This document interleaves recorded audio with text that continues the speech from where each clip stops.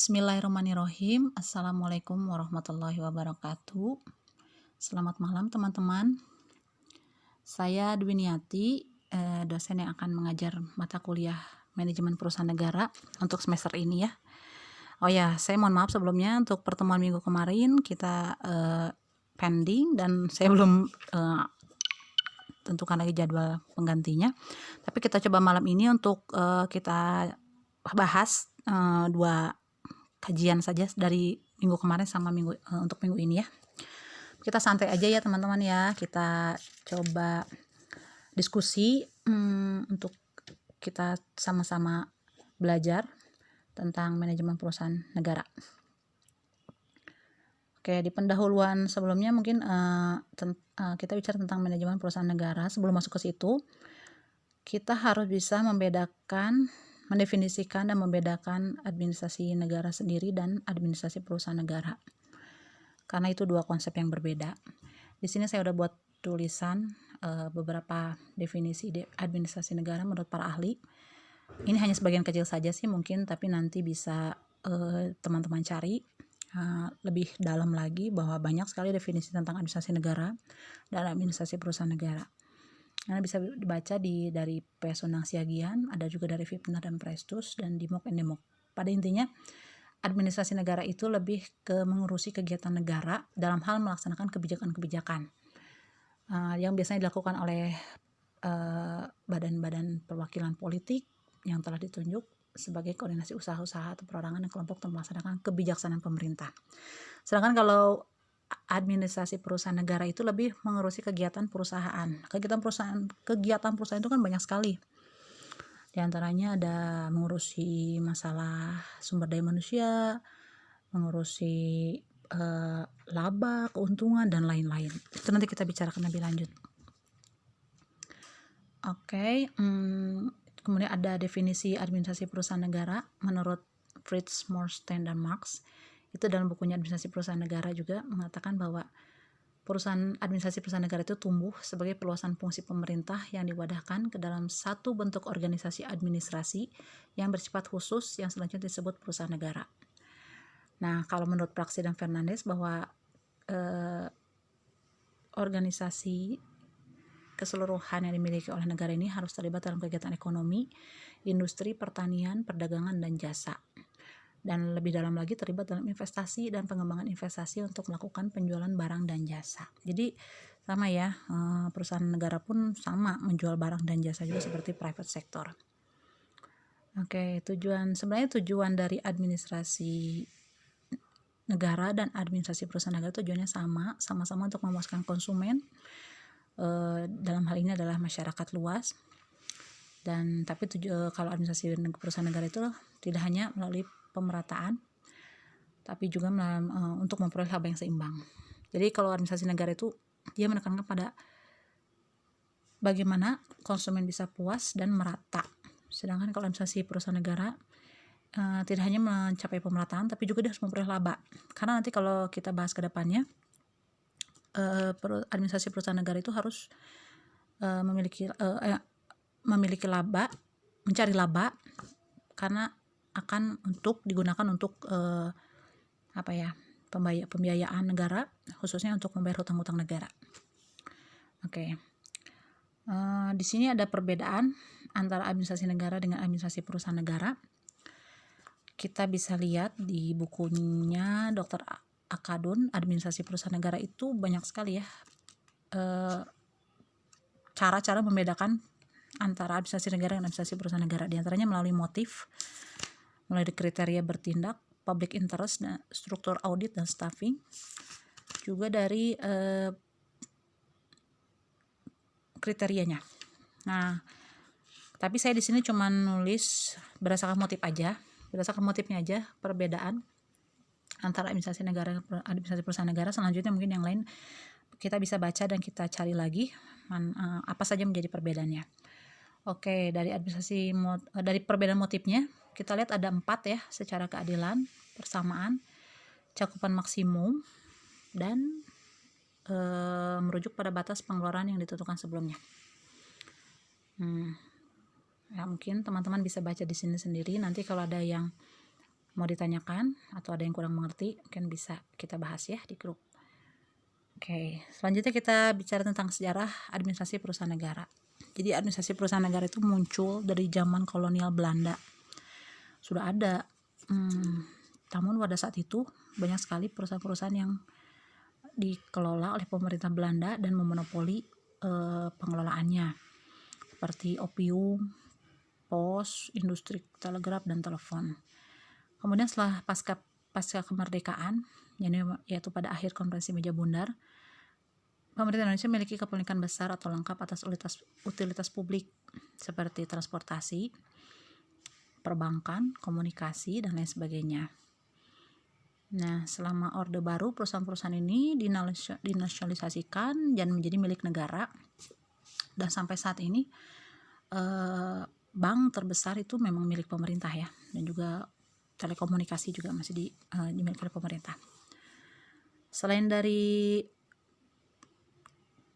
itu, kita juga mengacu pada Undang-Undang 1945 yang merupakan landasan konstitusi negara Indonesia.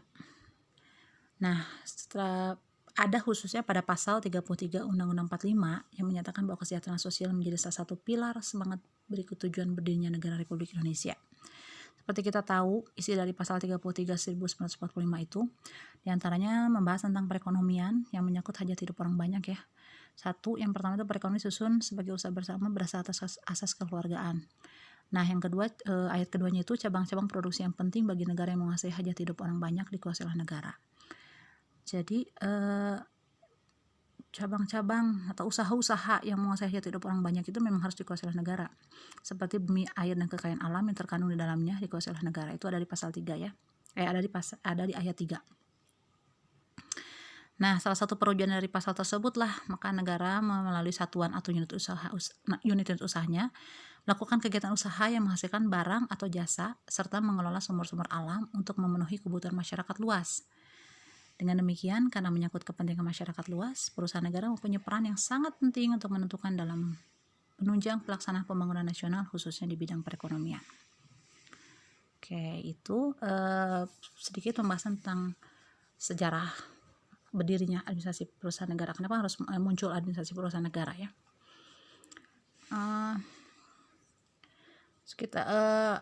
Berikutnya ini kita ada sebenarnya kriteria usaha apa sih yang harus dikelola oleh sektor publik, karena kan selama ini usaha barang dan jasa itu orang mikirnya lebih baik diurus oleh sektor swasta kan, karena pemerintah cukup mengurus keamanan, pertahanan dan sebagainya. Nah, tapi di sini ada kriteria usaha yang harus dikelola negara, itu adalah usaha-usaha yang mencakup pada kepentingan serta kebutuhan masyarakat luas dan menyangkut hajat hidup orang banyak, seperti bidang sumber daya alam, listrik, transportasi umum, komunikasi, dan lain sebagainya. Sektor publik memiliki dominasi dalam berbagai bidang kehidupan masyarakat, terutama bidang sosial budaya, politik, pertahanan dan keamanan, serta bidang ekonomi baik di negara-negara liberal, apalagi di negara sosial komunis. Sehingga peran pemerintah dalam pembangunan ekonomi suatu negara memiliki peran strategis. Hal ini disebabkan kebijakan pemerintah dalam sektor publik dapat berdampak kepada mendorong atau menghambat pertumbuhan ekonomi. Jadi kebijakan pemerintah itu bisa mendorong atau bahkan menghambat pertumbuhan ekonomi. Oke,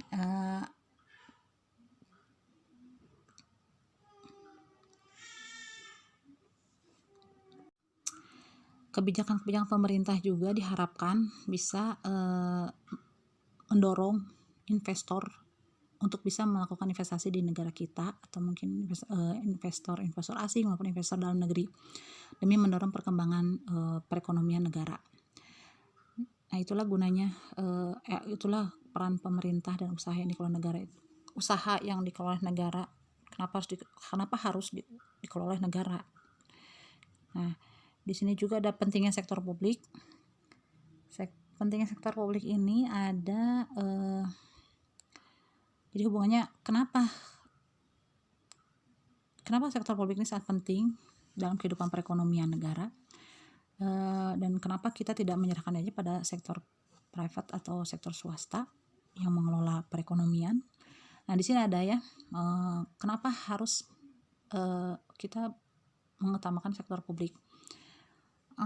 kan pada awalnya itu muncul kebutuhan masyarakat secara bersama terhadap barang atau jasa tertentu. Kadang-kadang secara pihak swasta sulit untuk memberikan pelayanan yang maksimal kepada masyarakat atau konsumen dalam skala besar. Nah ini juga dibutuhkan peran dari sektor publik untuk mengurusi kebutuhan masyarakat yang begitu besarnya. Nah, masyarakat juga membutuhkan regulasi yang mengatur pemakaian barang publik sehingga dapat didistribusikan kepada segenap masyarakat secara adil dan merata. Ini ada menurut Jones, peran utama sektor publik itu mencakup 3 hal ya. Pertama, pemerintah dibutuhkan oleh masyarakat itu untuk sebagai regulator atau memberikan peraturan, karena kalau tanpa adanya peraturan ketimpangan di masyarakat akan terjadi. Kebayangkan kalau kita hidup tanpa ada aturan, akan kacau, chaos yang ada ya. Yang kedua, enabling role. Jadi aturan ini memungkinkan segala aktivitas masyarakat berjalan secara aman, tertib dan lancar. Jadi ada dinas-dinas pemerintah yang mengusahakan semua berjalan dengan tertib, seperti dinas ketertiban, pemadam kebakaran, atau polisi dan lain sebagainya. Itu urusannya sektor publik. Yang ketiga, direct provision of goods and services. Jadi semakin kompleks dan meluasnya area sektor publik, maka sebagian sektor publik mulai dilakukan privatisasi. Nah, sektor publik sendiri juga mungkin kewalahan untuk mengurusi segalanya, mungkin makanya bisa menyerahkan sebagian kepada sektor privat untuk mengurusi area-area yang tadinya menjadi sektor publik. Nah, tapi privatisasi mengharuskan sektor publik masuk dalam mekanisme pasar. Nah, mekanisme pasar ini yang kalau tidak ada regulasi, tidak ada peraturan, maka ini akan berdampak pada kekacauan. Makanya peran sektor publik di sini adalah ikut serta mengendalikan dan mengawasi dengan sejumlah regulasi yang tidak merugikan publik. Karena mekanisme pasar kalau tidak diawasi oleh publik, ini akan menyebabkan monopoli, menyebabkan yang si kaya semakin kaya, yang miskin semakin miskin. Sedangkan menurut Adam Smith, ini ada pentingnya sektor publik itu ada legitimasi menurut Adam Smith itu bahwa tugas pokok pemerintah adalah melindungi masyarakat dari bahaya kejahatan atau ekspansi negara lain. Jadi tugas pokoknya adalah melindungi masyarakat dari ketidakadilan penindasan. Sedangkan legitimasi menurut kegagalan pasar itu menunjukkan bahwa mekanisme pasar seringkali gagal menyediakan barang dan jasa yang diinginkan masyarakat karena munculnya monopoli atau oligopoli. Nah, mekanisme pasar juga gagal dalam distribusi pendapatan dan menjamin tercapainya stabilitas kesempatan serta stabilitas harga. Nah, ini yang menyebabkan yang kaya semakin kaya tadi, yang miskin semakin miskin. Karena itu perlu campur tangan pemerintah sebagai regulator, stabilisator, dan dinamisator. Yang ketiga, legitimasi menurut versi public goods dan private goods ya. Public good dan private good ini seperti kalau kita ini public good itu diantaranya seperti kayak jalan raya, pasar tradisional, terminal, perpustakaan, dan lain-lain yang urusannya dengan masyarakat luas dan digunakan secara umum. Nah, semua orang bisa mengakses. Kalau public good itu adalah setiap orang dapat mengakses prasarana tersebut. Tapi kalau misalkan private good, itu hanya orang-orang tertentu saja yang bisa mengaksesnya. Nah, ada juga yang ketiga itu adalah mixed good. Itu ada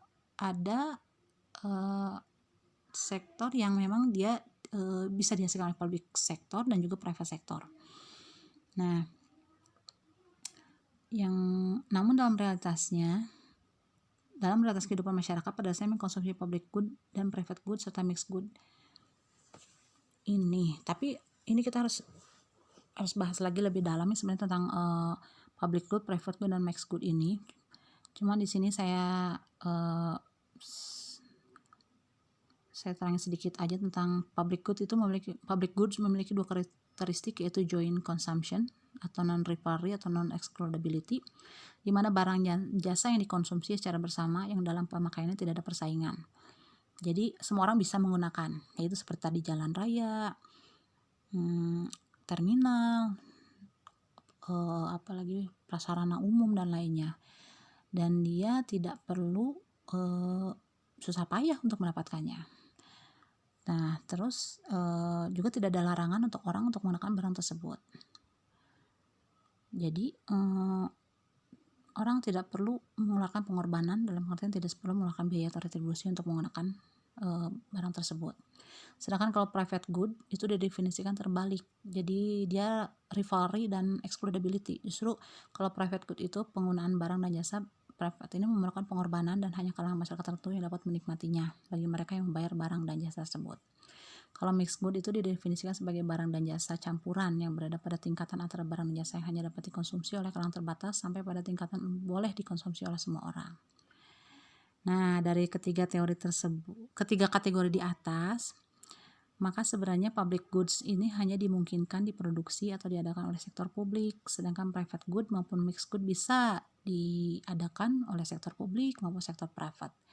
Dengan demikian, eksistensi publik sektor dapat sangat diperlukan dalam kehidupan berbangsa dan bernegara. Nah, itu mungkin pembahasan sedikit tentang kenapa pentingnya sektor publik. Dan ini sebelum kita masuk ke perusahaan negara ya, ini pendahuluan dulu bahwa kenapa kita ada administrasi perusahaan negara dan dibedakan dari administrasi negara sendiri. Nah, nanti untuk minggu depan mungkin itu akan membahas kita akan masuk ke dalam BUMN. Di situ adanya tentang pengertian dan sebagainya, mungkin akan kita bahas di minggu depan ya. Untuk saat ini mungkin